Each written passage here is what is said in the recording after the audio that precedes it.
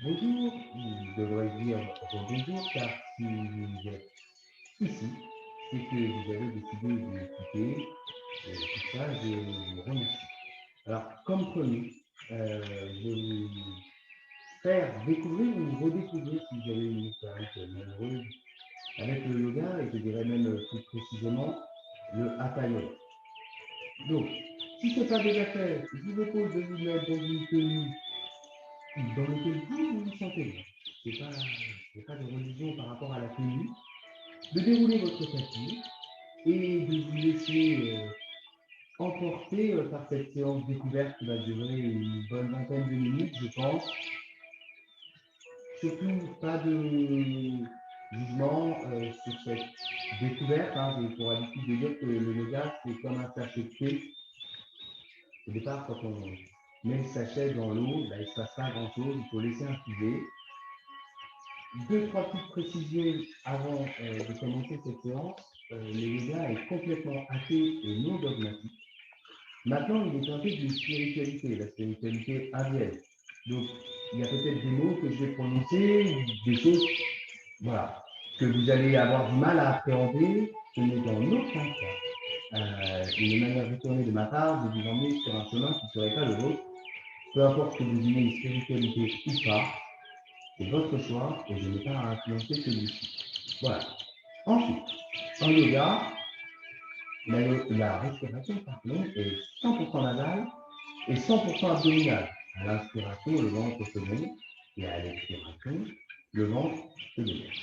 Et avant l'expiration, au moins sur les phases de détente et de relaxation, dans un premier temps, on va faire ce qu'on appelle Mula Bandha. C'est la contraction du périnée. Donc j'inspire, le ventre se gonfle. Mula Bandha, contraction du périnée. J'expire, le ventre se gonfle. D'accord? Vous essayez. Alors si vous avez du mal à visualiser votre périnée, vous pouvez serrer tout en douceur, on va dire, les fesses, comme si vous vouliez retenir un père en société. Voilà. Donc, c'est plus ou moins cette zone-là, mais ça permettra d'appréhender et ça crée une légère introversion du bassin. Voilà. Ensuite, je vais utiliser pas mal de mots en sanskrit qui est la langue du yoga. Alors, ce n'est pas pour me la répéter, mais c'est que la transmission au yoga est dite orale et il est important en tant que professeur que, au moins pour moi, je garde cette langue du sanskrit. Ne vous inquiétez pas, je traduis automatiquement les postures en français. Voilà, j'en ai fini. Je vous souhaite une bonne séance. On est parti? Allez.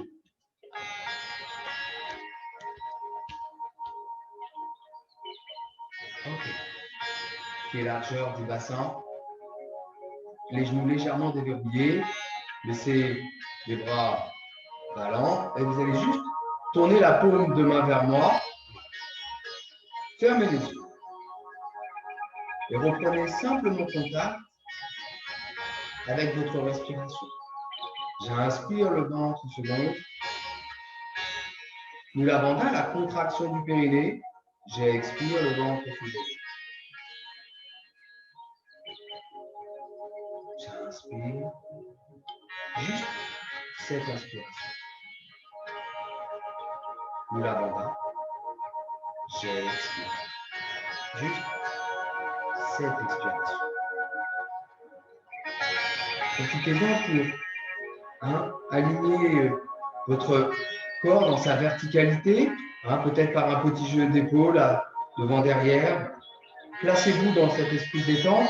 Vous pouvez, un peu comme une poule, rentrer légèrement le menton vers l'intérieur pour étirer tout en douceur les cervicales et tout en gardant cet esprit simplement sur ces cycles respiratoires qui sont 100% nasales, je le rappelle. Vous allez venir placer votre conscience au niveau de votre colonne vertébrale. Et mentalement, vous allez aligner celle-ci comme une pile de pièces d'or, comme si vous faisiez un rouleau que vous alliez déposer à la banque. Elle est votre axe vital à l'intérieur de celle-ci, la moelle épinière. Comme vous le savez, sans celle-ci, aucun mouvement n'est possible. J'inspire, j'aligne ma colonne vertébrale. Mula Bandha. J'expire. Je relâche les tensions tout en alignant. Vous avez installé votre poids du corps sur le tapis. Vous êtes bien centré sur vos pieds. Vous avez aligné votre colonne vertébrale. Et sur la prochaine expiration, tout en douceur, vous allez basculer la tête vers l'arrière tout en gardant la verticalité. Hein. N'avancez pas le bassin. Voilà, juste la tête. Laissez la bouche s'ouvrir. Laissez la langue reposer à l'intérieur de la bouche. Et continuez à simplement inspirer et expirer. Et laissez-vous infuser.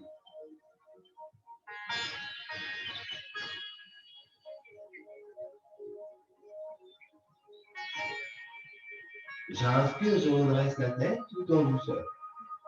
J'expire, j'amène le menton au sternum.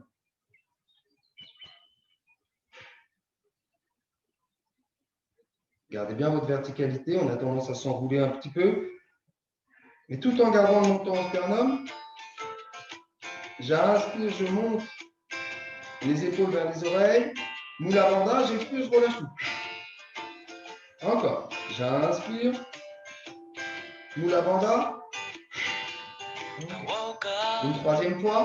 J'inspire. Et là, hein, tout en gardant mon menton au sternum, hein, je ferme les omoplates. Et comme une fermeture éclair fait discrètement, je fais glisser les omoplates. Je tends les bras, je tends les doigts. Voilà. Écartez bien les doigts. Et je relâche. Super. Gardez votre verticalité. Inspire. Et sur l'expiration, j'amène l'oreille gauche vers l'épaule gauche. Attention, hein, c'est peut-être un peu le son pour vous.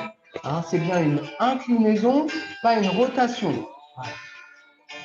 Petite précision, en yoga, c'est le geste qui suit la respiration, pas l'inverse. Donc, vous avez juste à vous laisser porter par le son de ma voix. J'inspire, je relâche. J'expire, j'incline la tête vers la droite. Voilà. N'essayez pas de dépasser vos capacités. Il n'y a pas d'ego dans le yoga.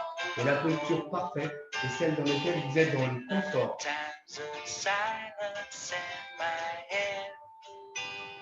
J'inspire, je redresse. Cette fois, on va faire une rotation. J'expire, rotation de la tête à gauche. Attention, hein, gardez le menton un peu haut, hein, un peu hautainement, je dirais. On a tendance à l'amener vers l'épaule. Et garder le menton le plus parallèle possible au sol. J'inspire, je redresse. À droite.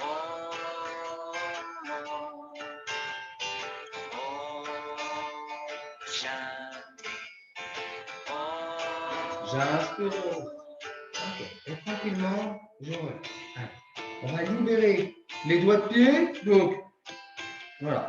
Juste, je retourne les doigts de pied sur le tapis. Allez bien chercher le petit orteil.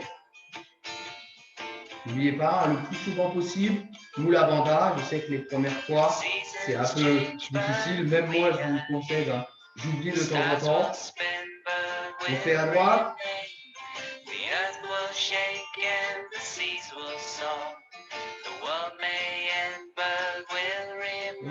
On fait dans l'autre sens. Donc cette fois, je lève le talon. Hein, vous voyez, je suis légèrement genou.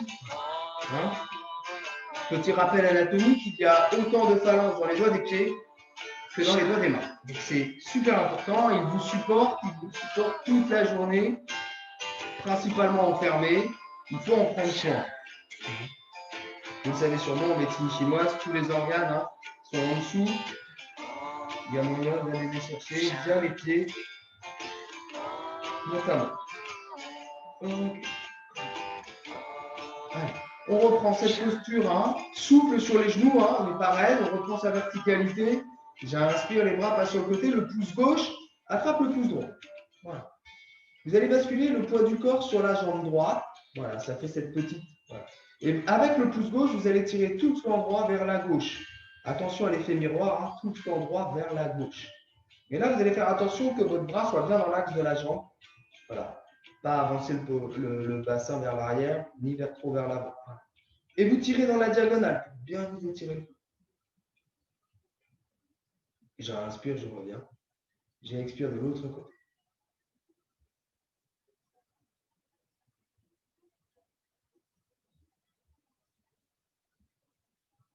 Allez, tirez bien. Hein. C'est le pouce droit qui tire. Hein.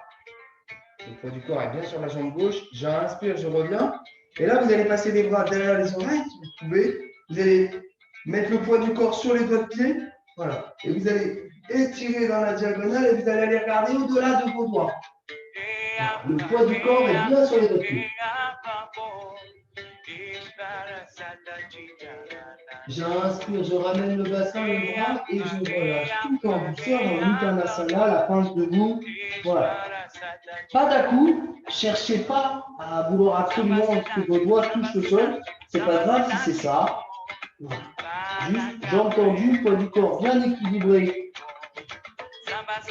sur les pieds. Relâchez bien les cervicales.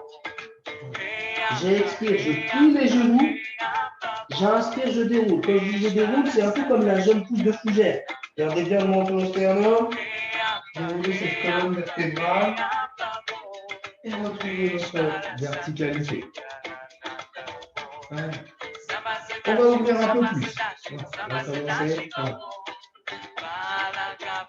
Soyez encore dans le confort et vous allez ouvrir le pied gauche. Voilà. Vos talons sont parfaitement alignés.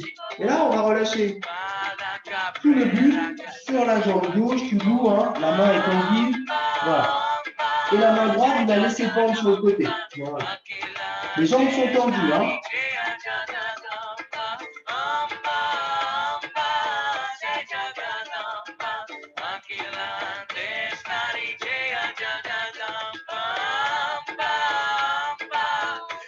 J'inspire, je déroule. Je ferme le pied gauche. J'ouvre le pied droit. J'expire, je...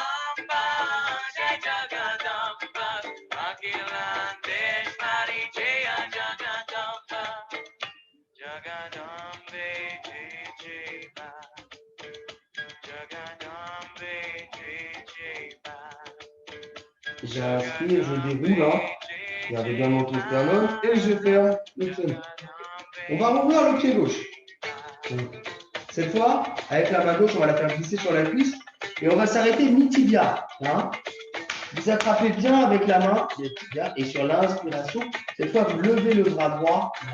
Tranquillement, essayez de bien aligner la paume de la main vers votre tête. Voilà. J'ai entendu, vous allez les regarder en haut, vers le ciel. Voilà.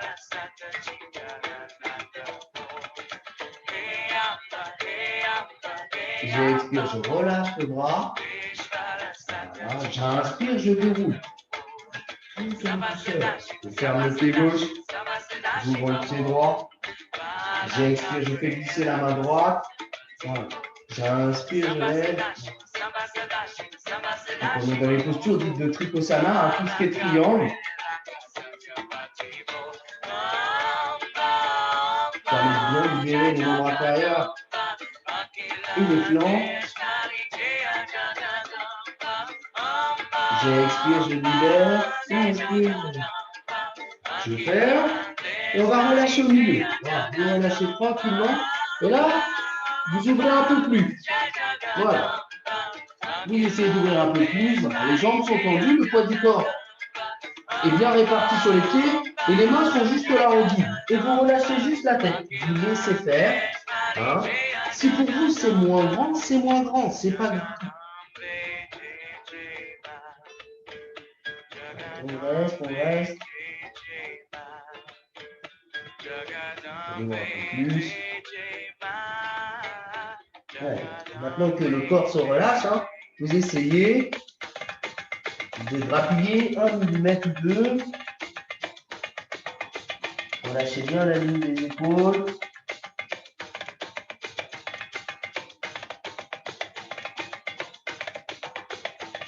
Faites attention, on a tendance à contracter les cuisses. Hein. J'inspire, je reprends appui sur les mains et tout en douceur, je ferme. Je ferme. Toujours, on va aller dans Malasana, la Dirlande. Alors là, c'est chacun, j'ai envie de dire, chacun un peu pour soi, ça dépend de la largeur de votre bassin et vous allez refaire.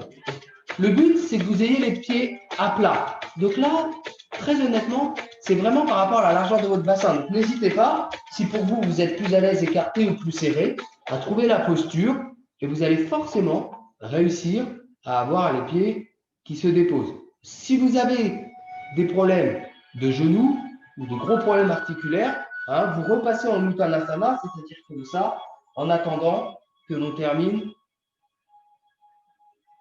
cette posture. Voilà, on finit de libérer sa forme.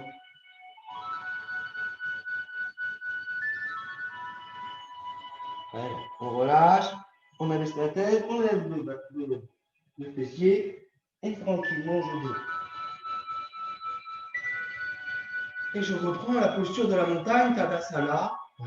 Refermez les yeux et observez déjà les différences au niveau de votre corps. Est-ce que déjà vous commencez à ressentir un petit peu les effets de ces quelques postures? Et vous allez inspirer en comptant 5.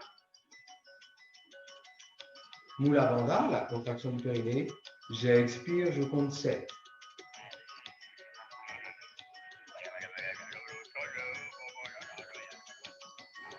J'inspire, je compte 5. Mula Bandha. J'expire, je compte 7.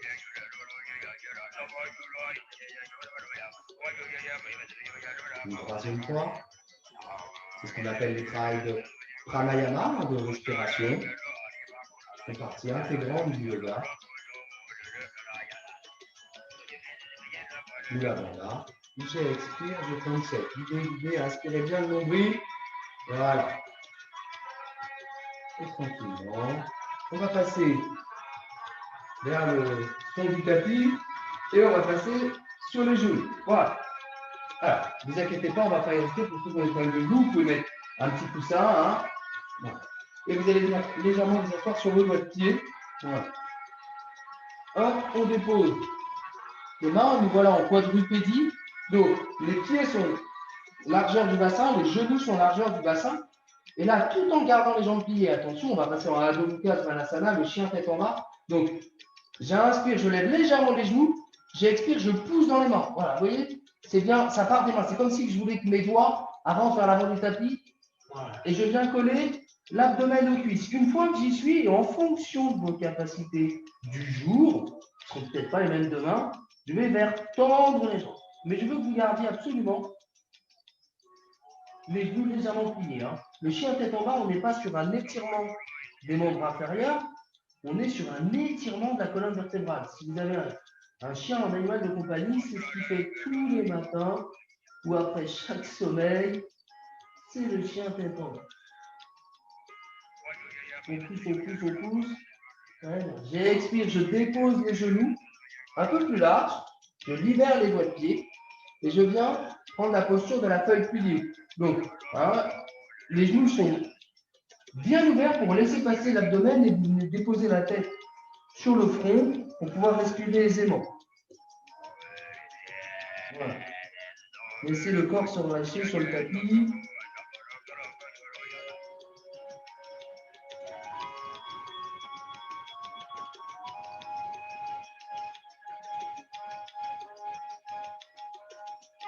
Et sur la prochaine inspiration, toujours en vous aidant des mains, là c'est ce qu'on appelle tracter. C'est comme si vous vouliez que les mains reculent. Et évidemment, elles ne bougent pas. Hop, vous allez reprendre la quadrupédie. Et tout en douceur, hop, on va basculer sur le ventre. Voilà. Donc là, vous venez placer les mains. Le bout des doigts ne dépasse pas la ligne des épaules. Les talons se regardent. Et vous pouvez là, à l'espace de quelques instants, voilà, faire une légère rotation du bassin de gauche à droite pour bien placer. Voilà. Vous déposez le menton, vous avancez celui-ci sur le tapis. Voilà. J'inspire, je lève la tête. Je lève les mains. Et voilà en Bhujangasana, le cobra. J'expire, je dépose les mains, je dépose la tête. On va y retourner. J'inspire. Attention de ne pas trop serrer les fesses. La tête et les mains. J'expire, je dépose les mains. Je dépose la tête. Je reprends appui avec les doigts de pied là. Voilà. Et je pousse sur les mains pour reprendre une seconde fois la feuille pliée. Voilà. Vous pouvez observer le travail de l'ovaire.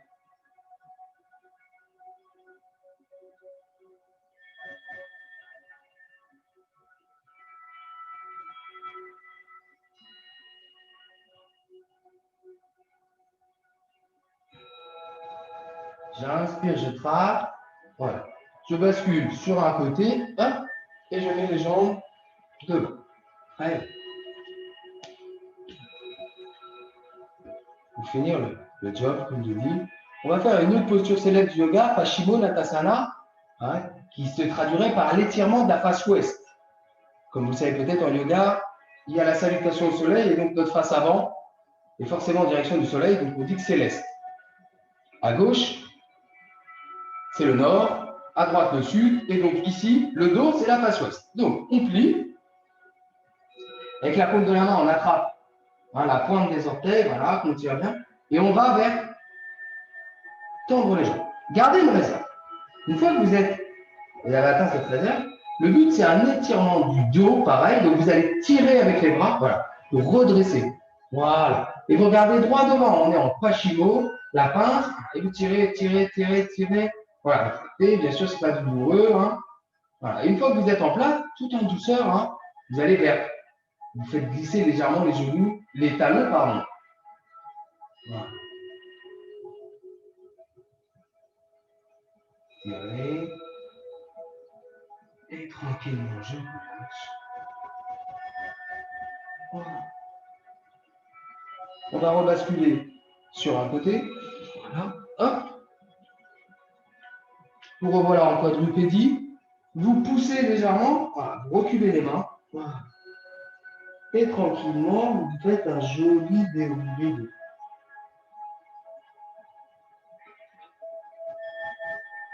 Reprenez la posture de la montagne. Fermez les yeux. Et observez une fois de plus votre corps physique par rapport à ces 20 bonnes minutes qui se sont écoulées.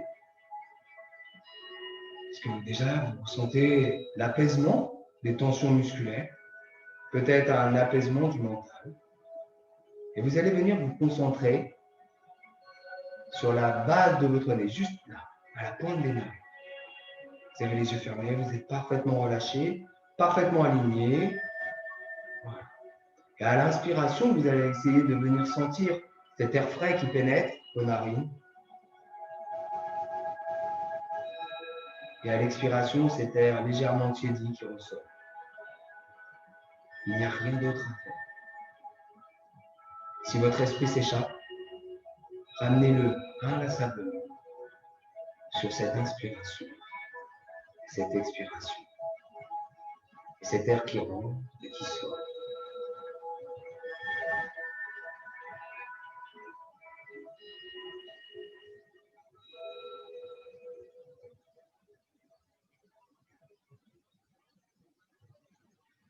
Sans cet air qui rentre et qui sort inlassablement. Pas de vie. Pas de vous. Alors, inspirez pleinement et expirez pleinement. Vous êtes en vie. Et malgré les petits tracas de votre corps physique, mental, de l'environnement actuel, vous avez la chance d'être en vie. D'avoir un corps qui fonctionne dans sa globalité, plutôt pas mal.